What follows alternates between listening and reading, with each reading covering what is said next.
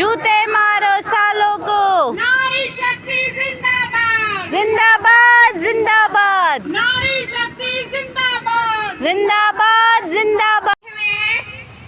और पदों पे बैठे हुए हैं, मतलब आप लोग हमारी बात सुनो, हमारा मजाक मत बनाओ। हम उत्तराखंड की नारी हैं, उत्तराखंड की नारी हैं। अगर हम अपने में आ गए तो हम भद्रकाली हैं, हम भद्रकाली हैं। आप हमको ऐसे मत समझो, हम ईंट से ईंट बजा देंगे आपकी। आप ना हमें ऐसी मत समझो। जब हम यहाँ तक उतर सकते हैं, हम तुम्हारा कुछ भी कर सकते हैं। मैं 40 दे रही हूँ अनीता राणा ढाल वाले से, मैं कह रही हूँ मैं सबसे आगे आऊंगी। और मैं तलवार उठाने में भी मैं डरती नहीं हूँ, क्योंकि बहुत हो गया 7 महीने 8 महीने से हम परेशान है, 7-8 महीने से परेशान है। इतनी बहनों को पूछो क्यों ये परेशान नहीं है, क्यों आप परेशान नहीं हो? आप परेशान नहीं हो? क्यों आप लोग परेशान नहीं है? घर में परेशान है। और भाई लोग भी, आप लोग जो भी एजेंट लोग थे, भाई लोग, आप लोगों ने हमें यहाँ झांसा दिया, फंसा दिया, बस हो गया है। उर्मिला के साथ आप घूमते थे और मीटिंगों में आगे आते थे, कोट पहनते थे। हमारे 100 रुपए के सूट के लिए अगर हमने 100 रुपए की चुन्नी ओढ़ दी, 100 रुपए का सूट पहन लिया तो हमारा मजाक बनाते थे, हमें कुछ नहीं समझते थे। लेकिन गद्दार हो तुम, गद्दार थे, इसलिए तुमने दिखावा किया और हमने दिखावा नहीं किया, हम सच्चे थे। रोटी हम आज भी खा रहे हैं और तुम्हारी तरह हम ना अब छुपे नहीं है, ढोंग नहीं कर रहे कि कोई होटल खोल के बैठ गया, कोई जमीनें बेच रहा है अपनी। हमारे पैसे जोड़ मकान ले रहे, 1-1 रुपए जोड़ रखा था, हमने सिलाई करी, बुनाई। आप भी धूप जाए, बरसात मत आया, ना बरखा देखना, ना घाम देखना, ना जेठ से देखना, ना आषाढ़ देखना। इसका मतलब कितनी पीड़ित है, कितने परेशान है, तो बोलने की जरूरत नहीं है।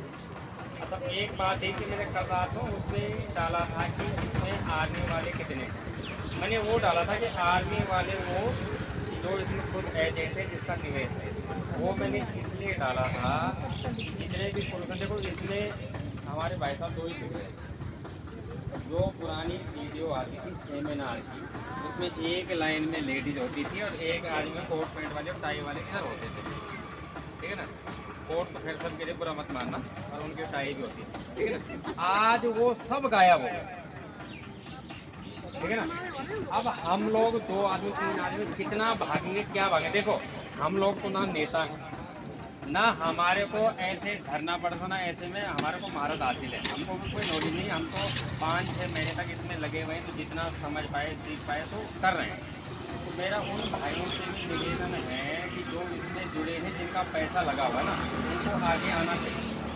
अगर बात उनकी मतलब 10 हो, 15 हो, 20 हो, 25 हो, देखो आज मतलब ये है उत्तराखंड में हर बार 100 सरकारी नौकरी है, तो उसमें 70 फौजी है, ठीक है, और सबका पैसा लगा हुआ है।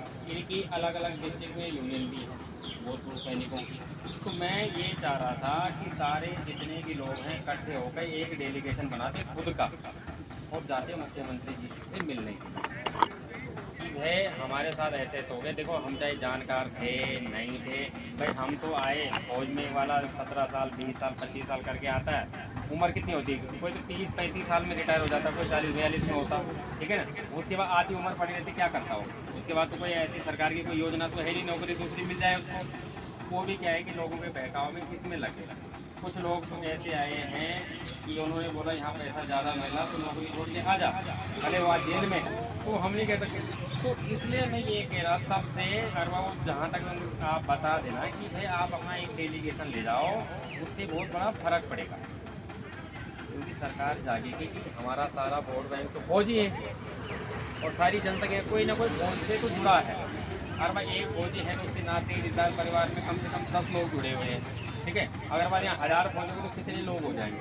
तो वो अपना एक अलग से डेलीगेशन ले जाके मुख्यमंत्री जी से वार्तालाप करें। यहाँ तो और सचिव को जो आके आर्मी के जो यूनियन है, जो संगठन है, उनके अध्यक्ष जी को यहाँ ला सकते हैं। वो डायरेक्ट मुख्यमंत्री से बात करते हैं, डायरेक्ट सचिव से बात करते हैं।